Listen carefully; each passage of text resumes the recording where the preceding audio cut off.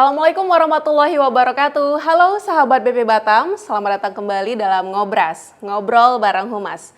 Talk show yang membahas seputar Batam yang dikemas dengan obrolan santai bersama saya Rahma Utari.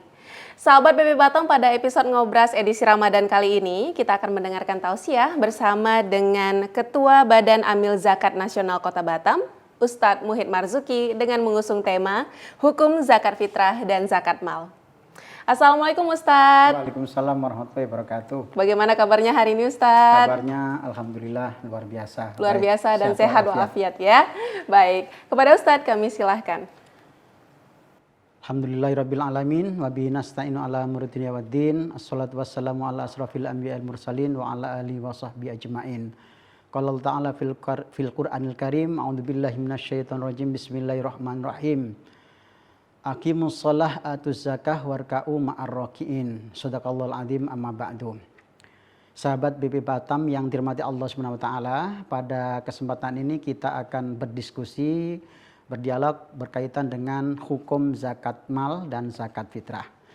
Kita tahu bahwa umat Islam salah satu hukum atau salah satu syariat yang diajarkan Rasulullah SAW adalah kita diperintahkan untuk membayar zakat.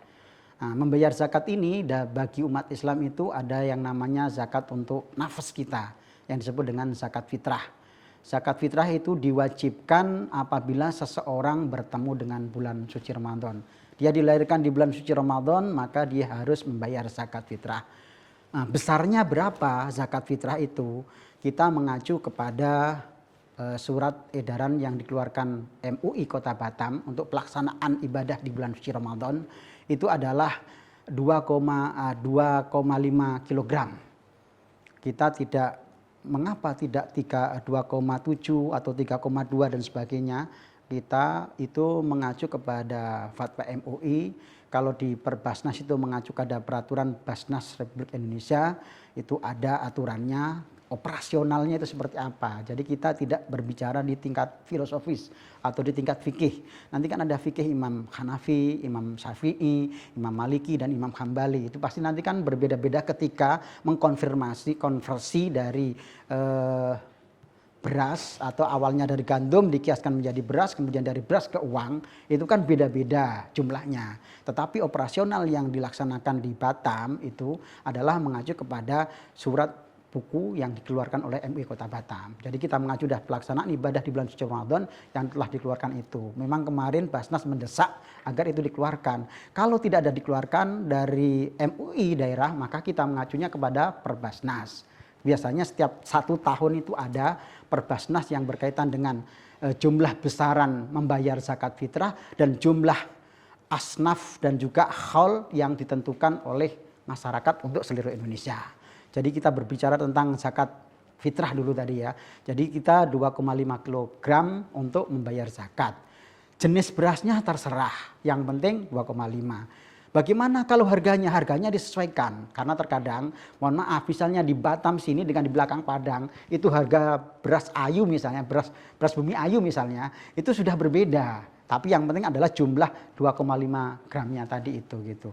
Jadi kita tidak mendebatkan filosofisnya, tapi kita langsung ke praktek operasionalnya. Yaitu sudah ada fatwa MUI atau edaran MUI yang kita pakai. Karena kita memang mengacu kepada aturan pemerintah dan aturan yang boleh dilakukan, yaitu MUI, yaitu 2,5.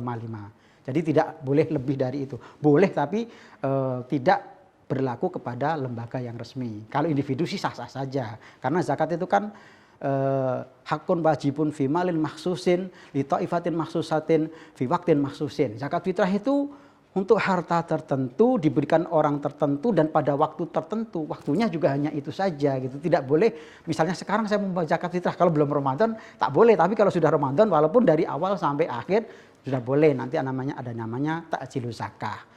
Langsung saja kita berkaitan dengan zakat mal. Bagaimana dengan zakat mal?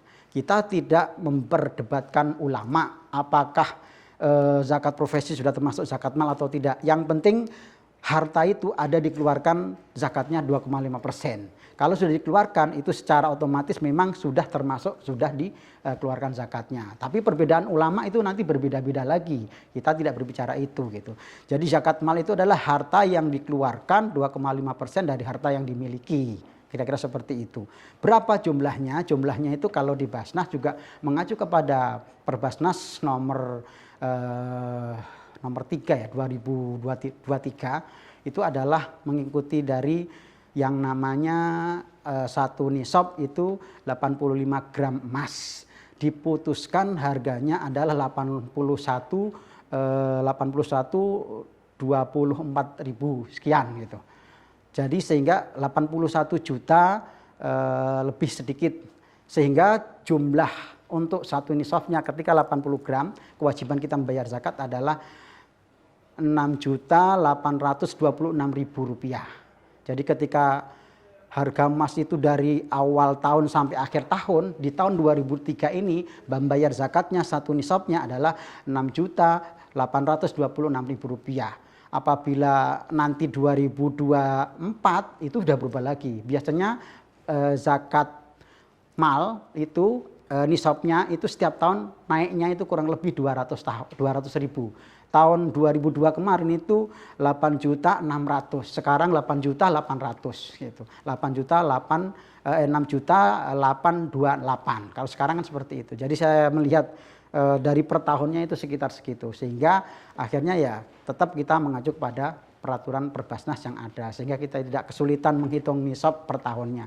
Karena harga emas terkadang kan tidak sampai 1 tahun harganya sudah berubah, setiap hari bahkan mungkin setiap bulan berubah. Tetapi begitu ada Perbasnas maka itu berlaku 1 tahun. Jadi sehingga mudah untuk menghitungnya. Gitu. Oke, itu dia tadi sahabat BP Batam sudah dijelaskan secara rinci oleh Ustadz Muhid Marzuki bagaimana kita harus membayar zakat fitrah dan juga zakat mal. Dan untuk pertanyaannya Ustadz dari sahabat BP Batam, tahun lalu ditemukan bagian amil yang lebih banyak daripada yang lain. Bagaimana menyikapinya Ustadz? Karena setelah ditelusuri yang bersangkutan nggak mau lagi mengembalikan kelebihan tersebut. Jadi mungkin ada yang kurang adil atau gimana, saya juga kurang tahu nih temen nih. Kalau sahabat BP Batam nih. Kalau pertanyaan ini kayaknya lari pada mengelola zakat fitrah biasanya Iya, ini. biasanya. Biasanya itu kan asnafnya ada 8. Asnaf 8 itu kan nanti dibagi, diputuskan lagi yang ada di dekat situ siapa. Yang ada dekat situ siapa itu misalnya kan yang paling utama kan fakir miskin. Kalau mu'alaf mungkin tidak banyak, begitu juga ghorim juga tidak banyak. Maka kebijakan panitia atau UBZ di sana mestinya memang jangan sampai yang diterima oleh fakir miskin itu lebih sedikit daripada para amil gitu. Bagiannya kalau misalnya udah 3 kali lipat itu sudah tidak apa-apa. Terkadang amil kan cuma sedikit ya. Tetapi kalau nggak mungkin sampai misalnya dibagi 1/12 kemudian. Tapi kalau misalnya dia ngambil 1/12 terus kemudian fakir miskinnya itu sudah separuh masuk ke situ semua terus dapatnya juga masih sedikit, ya sudah nggak apa-apa karena kan sudah masuk ke sana semua. Karena mohon maaf misalnya memang daerahnya itu prasejahtera semua misalnya seperti itu. Tapi kalau tidak maka itu ada salah satu contoh sahabat Rasulullah SAW, anak buahnya Sayyidina Ali, itu kan ketika dia menarik zakat begitu, dia pas di musim dingin, dia dikasih jubah. Dia la kalam wala salam, tidak mengucap dan tidak mengadakan apa-apa, hanya begitu dipakai saja. Begitu sampai balik kepada Rasulullah, dia pun tidak cerita kalau bahwa itu dia adalah menerima baju tadi itu dari orang yang berzakat. Ternyata malamnya Rasulullah mimpi melihat orang tersebut di dalam neraka terbakar dengan jas yang dipakai tadi. Sehingga memang amil itu harus lebih hati-hati, kalau bukan haknya jangan diambil, karena jangan hal yang sepele. Tadi kan dia tidak ngomong ini apakah harta ini, apakah jas ini tadi dari zakat atau dikasih, tidak ada ucapan apa-apanya dipakai. Ternyata risikonya seperti itu. Jadi kan mau tak mau harus waspada bagi amilin zakat itu. Gitu. Nah itu dia sahabat BP Batam, terjawab sudah. Bagi sahabat BP Batam yang kiranya menjadi amil zakat harus super hati-hati banget ya Ustadz ya. Jangan sampai masuk neraka jalur prestasi nih. Gara-gara salah nih ya Ustadz ya, malah mengambil yang bukan haknya. Baik, sepertinya cukup jelas Ustadz sudah disampaikan semuanya mengenai zakat fitrah dan juga zakat mal. Dan untuk sahabat BP Batam yang sudah menyaksikan hingga akhir, kami mengucapkan terima kasih banyak. Dan tentu saja jangan lupa untuk klik tombol like dan juga subscribe. Nyalakan lonceng notifikasinya. Saya Rahma Utari, pamit undur diri. Terima kasih atas perhatiannya. Wassalamualaikum warahmatullahi wabarakatuh dan sampai jumpa.